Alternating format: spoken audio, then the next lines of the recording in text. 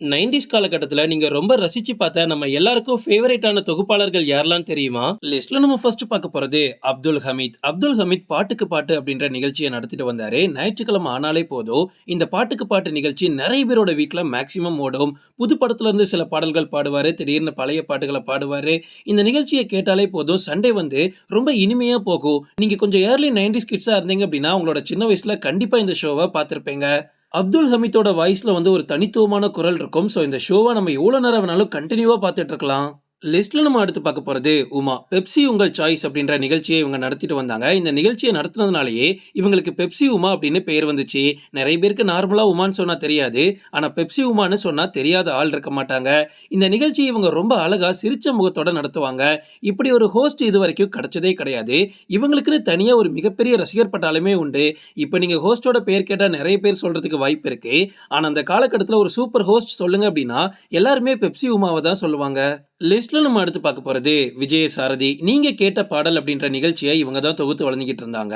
இவர பொறுத்தவரைக்கும் நெறைய இடங்களுக்கு போவாரு. நம்ம பார்க்காத நெறைய இடங்களுக்கு போய்க்கிட்டு, அங்க இருக்கக்கூடிய மக்கள சந்திச்சு, நேர்ல ரொம்ப ஃபன்னியா பேசுவாரு. அதே டைம்ல உங்களுக்கு புடிச்ச பாட்டு எதுன்னு கேட்டு, அந்த பாட்டு சம்பந்தமா பேசிக்கிட்டு, அந்த பாட்டையும் போடுவாங்க. அது பார்க்கறதுக்கு அவ்ளோ சூப்பரா இருக்கும். அவர் பேசக்கூடிய விதமா இருக்கட்டும், ஒவ்வொரு இடத்துக்கு போறதா இருக்கட்டும், அது எல்லாமே 90ஸ் கிட்ஸ்க்கு ரொம்ப ரொம்ப பிடிச்சிருக்கும்.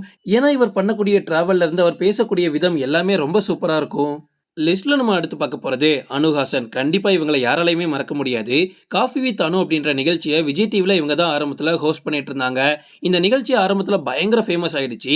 நெறைய பிரபலங்கள் இங்க வந்துட்டு போவாங்க.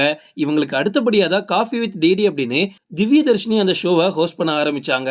ஆனா ஆரம்பத்துல இந்த ஷோ ஃபேமஸ் ஆக மிக முக்கிய காரணமே அனு தான். இவங்க கேள்வி கேட்கக்கூடிய விதமா இருக்கட்டும், பிரபலங்கள் கூட பேசக்கூடிய விதமா இருக்கட்டும், இது எல்லாமே பயங்கரமா ஆடியன்ஸ் கூட கனெக்ட் ஆகும். இந்த காலத்து ஜெனரேஷன் ஆக்டர்ஸோட இன்டர்வியூ பார்க்கணும் அப்படின்னா நீங்க காஃபி வித் டிடி பார்க்கணும். இதுவே கொஞ்சம் பழைய ஜெனரேஷன் ஆக்டர்ஸ் ஓப்பனா பேசக்கூடிய ஷோ பார்க்கணும் அப்படின்னா காஃபி வித் அனு பாருங்க.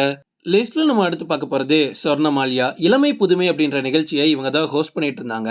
இவங்களுக்கு முடி வந்து ரொம்ப ரொம்ப நீளமா இருக்கும். அதனாலேயே இவங்க ஃபேமஸ் ஆனாங்கன்னு சொன்னா உங்களால நம்ப முடியுமா? எஸ். சொர்ணமாலியாவோட ஹேருக்கே நெறைய ஃபேன் பேஸ் உண்டு. 90ஸ் கிட்ஸ்க்கு ரொம்ப ரொம்ப புடிச்ச ஒரு ஹோஸ்ட்னு இவங்கள சொல்லலாம். லிஸ்ட்ல நம்ம அடுத்து பார்க்க போறது அர்ச்சனா. காமெடி டைம் அப்படின்ற நிகழ்ச்சியை இவங்க தான் ஹோஸ்ட் பண்ணிட்டு இருந்தாங்க.